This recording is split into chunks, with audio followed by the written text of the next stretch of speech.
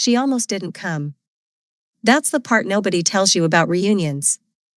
The part that happens 3 days before, when you're standing in your closet staring at a dress you bought specifically for the occasion, and something deep inside your chest whispers, "Don't go." Naomi Bennett had heard that whisper. She had listened to it, argued with it, ignored it, and ultimately decided that 10 long years was long enough. 10 years was supposed to be enough time for people to grow up. Enough time for old wounds to heal, and for petty, insecure girls to finally become mature women. She was wrong. She had no idea that somewhere in this sprawling city, a powerful man she barely remembered was already on his way to change absolutely everything. But we'll get to him in just a moment. Before we unlock the rest of Naomi's incredible story and see exactly how the ultimate payback unfolds, take a quick second to give this video a thumbs up. If you love deep, emotional stories of hidden worth and unexpected justice, hit that subscribe button right now to help our channel grow and reach more people. Don't forget to share this video with a friend who needs a reminder that kindness always finds its way back, and drop your thoughts in the comments down below as the story unfolds. We read every single one of them. Now, let's go inside that glittering ballroom. Picture this. A luxury hotel ballroom in downtown Atlanta, glittering brilliantly under the warm, heavy glow of crystal chandeliers. It's the kind of high-end venue that makes ordinary people feel extraordinary for exactly one evening. Soft jazz drifts effortlessly through the air. Champagne flutes catch the light like golden promises. Former classmates clad in expensive designer clothes are hugging each other just a little too tightly and laughing just a bit too loudly. They are performing a very specific, carefully curated version of happiness, one that the open bar is helping sell very convincingly. Naomi stood near the drinks table, completely alone. She was wearing that deep burgundy dress that stopped just below the knee, looking elegant in the unique way that only a woman who truly understood proportion, style, and design could pull off. Her natural hair was styled perfectly, her skin luminous, her posture beautifully composed. From the outside looking in, she looked like an elite woman who belonged anywhere she chose to stand in this world. From the inside, she was desperately counting down the minutes until she could gracefully escape. She scrolled through her phone, pretending to read something of immense importance. It's what people do at parties when they want to look incredibly busy instead of painfully lonely. She had already checked her emails twice. She had aimlessly liked 3 photos on Instagram that she hadn't actually looked at. Finally, she sent a quick voice note to her best friend, Camille, that said simply, "I made a mistake coming here. Call me in 45 minutes and fake a massive emergency." Camille had responded immediately, "Ever the loyal friend, I'm already ready. But give it an hour. You deserve to be seen." Naomi had smiled weakly at that. Camille always knew the right thing to say. But here, surrounded by people who had known her during the most vulnerable, fragile years of her youth, being seen felt much more like an imminent threat than a beautiful gift. Why did she even come in the first place? That is the real question worth sitting with. Why would a woman who had survived exclusion, quiet humiliation, and the very specific, isolated cruelty of being the only black girl in a tight circle of incredibly wealthy white classmates willingly choose to walk right back into that lion's den? Some onlookers would say it was simple pride. Others might assume she wanted to desperately prove something to them. The raw truth, if Naomi were being entirely honest with herself, was much softer and far sadder than either of those answers. She came because a small, incredibly stubborn part of her soul still believed that people could change over time. That maybe, just maybe, Vanessa had grown up.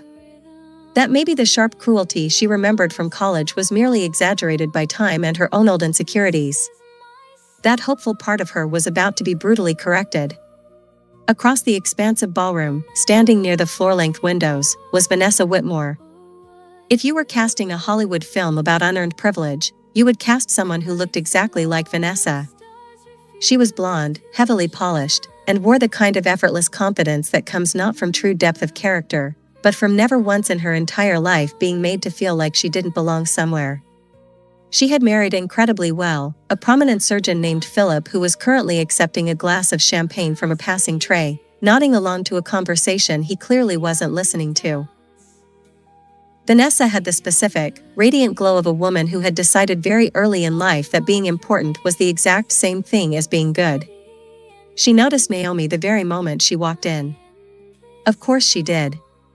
"Oh my God," Vanessa murmured, turning her body slightly toward Chloe and Madison, her two closest, loyal satellites. These were the women who had spent 4 straight years of college laughing at whatever Vanessa laughed at and frowning at whatever Vanessa frowned at. Naomi actually came. Chloe looked over, her eyes narrowing. Naomi Bennett, seriously? Alone, by the looks of it. Vanessa's smile was the precise kind that never reached the eyes. It lived strictly on the lips, a cold, decorative feature rather than a genuine emotional one. "Give me a few minutes." Madison, who had always been the most perceptive of the three and therefore by far the most dangerous, tilted her champagne glass slightly. "Be nice, Vanessa." "I'm always nice," Vanessa said, already gliding across the floor.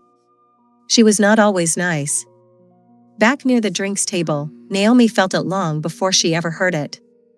It was that particular, uncomfortable shift in social energy that happens when someone is approaching you with absolute intention. She looked up calmly from her phone, and there they were, all three of them, moving toward her in the synchronized, unhurried way of women who had never had to rush for a single thing in their entire lives. Naomi's stomach dropped quietly, but she refused to show it.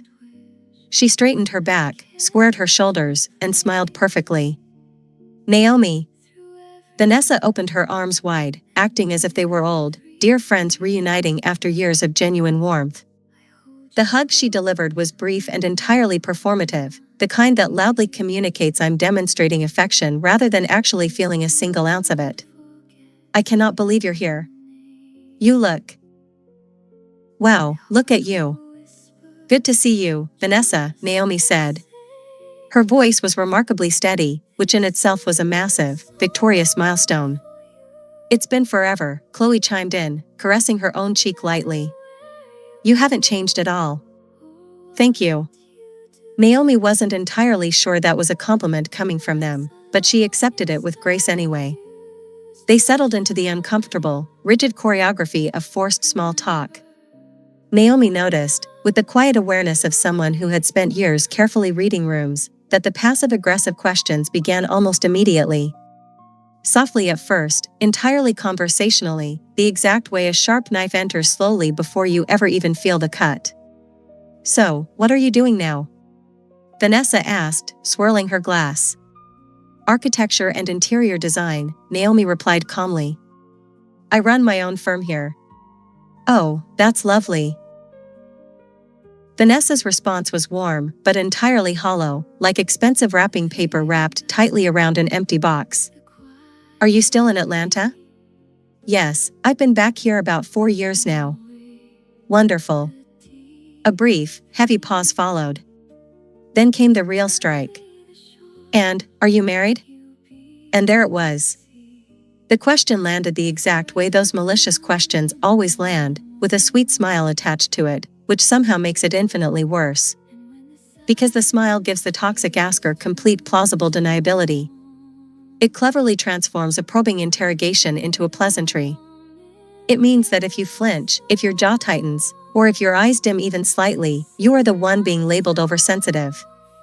You're the one who made the moment awkward. But Naomi had spent a decade learning to absorb that exact kind of social warfare without ever showing the impact. "Not yet," she said simply, reaching down for her champagne glass and taking a slow, unbothered sip. "Oh." Vanessa's perfectly shaped eyebrows lifted just enough. Not dramatically, just enough to signal pity. "Kids?" "No." Another pause followed, much longer this time, the kind of heavy silence that is itself a loud, judgmental comment. Chloe said softly, tilting her head the exact way people do when they're performing sympathy rather than feeling it, "So, you're just focusing on the career thing." "I thoroughly enjoy my work," Naomi stated firmly. Of course, of course." Madison nodded slowly, watching her. "It's just, at our age, most people have kind of figured that part out, you know? The personal side." Naomi said absolutely nothing. She understood exactly what was happening. She had experienced this particular, veiled brand of high society cruelty enough times to recognize its architecture instantly. It was never loud. It never announced itself. It operated entirely through subtle implication and ugly suggestion, through the careful arrangement of innocent-sounding words into a weapon that cut deep while leaving no visible mark. These women had perfected it over years of relentless country club practice, sharpening it the way some people sharpen a professional skill they are proud of. Why did they hate her so much? That question had lived quietly in the back of Naomi's mind for an entire decade, persistent, like a song you can't fully remember but can't entirely forget either. What had she ever done to them, really, except exist boldly in spaces where they never expected her to be? Except earn a prestigious, full academic scholarship to an elite school they had simply paid their way into? Except refuse to shrink herself into something easier for them to ignore? Maybe that was more than enough. Maybe that had always been enough to offend them. Vanessa glanced around the room casually, then looked back at Naomi with an expression that was almost thoughtful. You know, honestly, I always thought you intimidated men a little bit back in school. You had this intense energy, like you didn't really need anyone. Naomi kept her face completely still, refusing to give them a reaction. Chloe eagerly agreed, like, laser-focused. Always studying, always working. I remember thinking, when does this girl breathe? Men don't always respond well to that, Madison added smoothly. And then, as if she were offering genuine, heartfelt wisdom, as if she were a deeply generous person sharing something helpful, it's not a criticism, Naomi. It's just, men fundamentally want to feel needed. You always seemed entirely too self-sufficient. The words were wrapped beautifully in false concern. The delivery was sisterly, almost tender. If you were passing by the table and caught only tiny fragments of the conversation, you might have genuinely thought these were loving women giving their dear friend honest, caring feedback. You would have had absolutely no idea that every single sentence was a small, precise, calculated humiliation. It was delivered with the absolute confidence of women who had never once in their lives been held accountable for the psychological damage they caused. Naomi felt a burning heat rise behind her eyes. She blinked it back instantly. Maybe, she said lightly. Her voice was absolutely remarkable in that moment. Because on the outside, she sounded entirely unbothered, almost quietly amused. But on the inside, she was that vulnerable 18-year-old girl again, the one who had shown up to freshman year bright-eyed, hopeful, and entirely on her own merits, only to spend 4 years being consistently, invisibly diminished by the exact same girls now standing in front of her in designer dresses. She had been so certain that time would change things. She had been so devastatingly wrong. And then, things got significantly worse. Because the universe, apparently, had decided that a random Wednesday evening in Atlanta was the absolute perfect moment to deliver every single form of emotional humiliation in rapid succession. She felt the heavy shift in the room before she ever fully processed the physical reason for it. A completely different kind of sharp attention was moving through the wealthy crowd, turning heads rapidly near the main entrance. And then she heard it, his voice. Familiar, highly practiced, and carrying that slightly too loud warmth of a man who had learned to perform charm at every single social occasion. It was Daniel. He walked into the ballroom wearing a sharp charcoal blazer and the easy, unearned confidence of someone who had never once in his life doubted his own welcome anywhere. He was handsome in an unremarkable, safe way, the specific kind of handsome that photographs well for social media but doesn't actually linger in the mind. On his arm was a woman. She was tall, fair-skinned, with straight auburn hair and a striking smile that had clearly never encountered an orthodontic problem it couldn't conquer. She was radiant in that effortless, wealthy way that made other women simultaneously admire her while feeling slightly worse about themselves. Naomi's stomach turned over quietly, once, like a heavy page in a tragic book she had already read and never wanted to revisit. Daniel's eyes found her almost immediately. People's eyes always seamlessly find the exact person they are trying desperately not to look for. Naomi. He said her name like a sudden surprise he wasn't entirely sure how to categorize. Wow. Hey, Daniel. She smiled calmly. She was astonishing even herself with her own absolute composure tonight. "This is Sloane," Daniel said, gesturing proudly to the stunning woman beside him. Sloane extended her hand with the gracious, unbothered confidence of someone who had never felt threatened by another human being in her entire life. "My fiancé." "Congratulations," Naomi said, shaking her hand firmly. Sloane's eyes did a quick, almost imperceptible sweep of Naomi's entire body, the brutal kind of assessment women expertly perform in under 2 seconds and never openly acknowledge. Then, she smiled warmly. "Oh, you two know each other from school? That's so sweet. Did you date?" The question was direct, and seemingly innocent. The cruelest questions in life usually are. "Briefly," Daniel said, utilizing the specific, dismissive casualness of a man trying to minimize something that had actually been incredibly intense and not casual at all. "Small world," Sloane said pleasantly, and then she naturally turned her full attention right back to Daniel, like a flower turning toward sunlight. And just like that, Naomi completely ceased to exist in that particular orbit. She stood there frozen for exactly 4 more agonizing seconds. And then, she calmly put her champagne glass down on the table, smiled politely at no one in particular, and walked toward the restroom with the slow, deliberate dignity of a woman utterly determined not to let them see a single scratch. She made it safely inside before the very first tear fell. The bathroom was mercifully empty. Naomi stood trembling at the sink, both hands gripping the cool, white marble edge, and stared directly at herself in the mirror.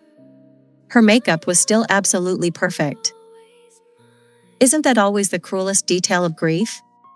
That you can look completely fine on the outside while something old, ragged, and broken is tearing quietly inside your chest. Why did she come? Why had she willingly put herself through this torture? What exactly had she been trying to prove, and to whom? The painful flashbacks came the way they always did, unbidden, sharp, arriving in fragmented memories. The cold dormitory hallway where she had accidentally overheard Vanessa describing her to a crowd as that basic scholarship girl who always looks like she's trying way too hard. The toxic group projects where they divided tasks and quietly gave Naomi the absolute most work while ensuring she received the least credit.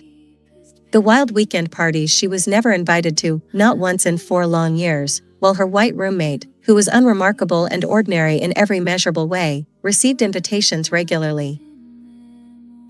The devastating way Daniel had eventually stopped walking her to class because, as he had explained gently and terribly, it was making things too complicated with his elite friend group.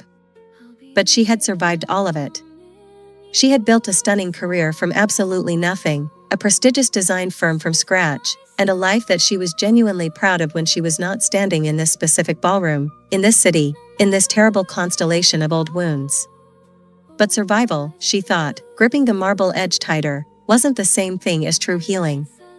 She grabbed a clean tissue, pressed it carefully beneath each eye, and took one long, grounding breath. She was leaving. She was going to walk right out of this bathroom, cross that toxic ballroom with her head held high, collect her coat, and go straight home to her beautiful apartment and her good life. She would never, under any circumstances, attend another reunion as long as she lived. She pushed the heavy bathroom door open. And that is exactly when she heard it, the particular, sudden electricity that moves through a massive crowd when something entirely unexpected and vastly significant has just arrived. The energy in the ballroom had changed completely. Naomi felt at the exact moment she stepped out into the corridor, that unmistakable shift in atmospheric pressure that happens right before a massive storm, when the air goes completely still, the temperature drops, and every living thing pauses without quite knowing why. Conversations had lowered to an absolute whisper. Heads were turning in unison toward the entrance. Somewhere near the front of the room, a hotel staff member was speaking rapidly and frantically into an earpiece, his posture suddenly turning rigid with the particular anxiety of someone who had not been adequately prepared for whatever was currently unfolding outside. Naomi paused near the edge of the room, her coat still uncollected. Her plan to disappear quietly was suddenly interrupted by the simple human instinct to understand what everyone else was staring at. "Who is that?" someone near her urgently murmured. "I heard it's a massive Korean businessman," a man in a navy suit replied, craning his neck wildly. "Something about him owning the entire hotel chain." He owns this hotel? He owns several globally, I think. Someone just said his conglomerate acquired, but whatever his company had just acquired was lost beneath the sudden, massive ripple of whispers that moved through the crowd like a current. It gathered speed and immense volume as it traveled from the entrance inward, passing through clusters of classmates who had, moments ago, been smugly discussing mortgages, elite schools, and who had gained weight since graduation. Now, every single one of them was looking toward the grand double doors at the far end of the ballroom. Naomi truly should have left right then. She knows that now. Instead, she stood frozen at the very edge of the room, one hand resting lightly on the back of a vacant chair, and watched. The doors flew open, and Kang Junwoo walked in. There is a particular, rare quality that certain elite people possess, a powerful, gravitational presence. It is something that has absolutely nothing to do with height or physical beauty alone, though he possessed both in abundance.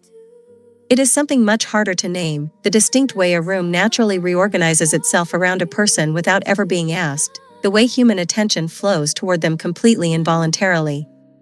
Junwoo had this quality in a way that was almost unsettling because it was entirely effortless. He was not performing a single thing for the crowd. He was simply walking, and the room was simply responding, and he seemed entirely indifferent to both. He was wearing a flawless black suit that was clearly not bought from anywhere with a recognizable storefront. It was fitted in the particular way that only elite, bespoke tailoring achieves, the kind of quiet luxury suit that whispers power rather than loudly announcing it. His posture was straight without being rigid. His expression was perfectly composed, not cold exactly, but sealed shut, like a room with no windows, telling the onlookers absolutely nothing about what was happening inside his mind. Two large, quiet security personnel followed at a measured distance behind him, looking sharp and careful the way trained professionals always do. He looked like a man who had never once in his entire life stood lonely near a drinks table, checking his phone just to look busy. Vanessa noticed him from across the room, and Naomi watched from a distance as a pathetic transformation happened. Vanessa adjusted her posture instantly, touching her hair once briefly before stopping herself. She leaned toward Chloe, her eyes going wide, as they began doing that desperate thing women do when they've spotted someone worth impressing. The hotel's general manager had materialized from nowhere, moving toward Junwoo with rapid, desperate energy. Junwoo shook his hand briefly, completely unbothered. And then, and this was the exact moment that the entire room would talk about for the rest of their lives, he stopped listening to the manager entirely. His sharp eyes had found something across the room. He was looking with intense focus right past the crowd, right past Vanessa, right past Daniel. He was looking directly at Naomi. Naomi glanced over her shoulder instinctively, assuming there must be someone important behind her. There was no one, just a decorative vase of white flowers against the wall. She looked back, and he was already moving directly toward her. The wealthy crowd parted like the Red Sea without even being asked. He walked straight past the general manager mid-sentence, straight past Vanessa who had strategically positioned herself in his path, and straight toward the edge of the room. Straight toward Naomi. He stopped directly in front of her. Up close, she could see a burning, intense warmth in his eyes that completely contradicted his cold, severe composure. It was like a fire visible through a narrow window of a dark building. He looked at her as if verifying she was real. And then softly, so softly that the words were really only meant for her, though the dead silence of the ballroom allowed several shocked onlookers to hear anyway, he spoke. "Baby," he said quietly, his hand coming to rest gently, naturally at her waist, remembering exactly where it belonged. "There you are. You stopped replying to me." The entire ballroom went completely silent as Naomi's lips parted in sheer, unadulterated shock, realizing she had never seen this billionaire before in her entire life. What an unforgettable turn of events. Naomi was completely ready to walk out of that ballroom and close the door on her past forever, only for the world to flip on its head the moment Kang Junwoo stepped through those doors. But the mystery is only just beginning. How does this billionaire know her name, her business, and her exact college history when she has absolutely no memory of him? And how will Vanessa and Daniel handle the absolute shock of seeing the woman they tried to make feel invisible suddenly become the center of attention? We are diving straight into those answers in the very next episode, so you definitely do not want to miss out. If you are on the edge of your seat and can't wait to see Naomi's ultimate vindication unfold, make sure to hit that like button right now. It really helps our channel grow and allows these stories to reach more people who need a reminder of their own worth. Share this video with your friends, your family, or anyone else who loves a powerful story of sweet justice and unexpected romance. Don't forget to drop a comment below with your theories. How do you think Naomi and Junwoo are connected? We read every single thought you share. Most importantly, make sure to subscribe to the channel and turn on all notifications by hitting that bell icon. That way, you will be the absolute first to know the exact moment Chapter 2 drops.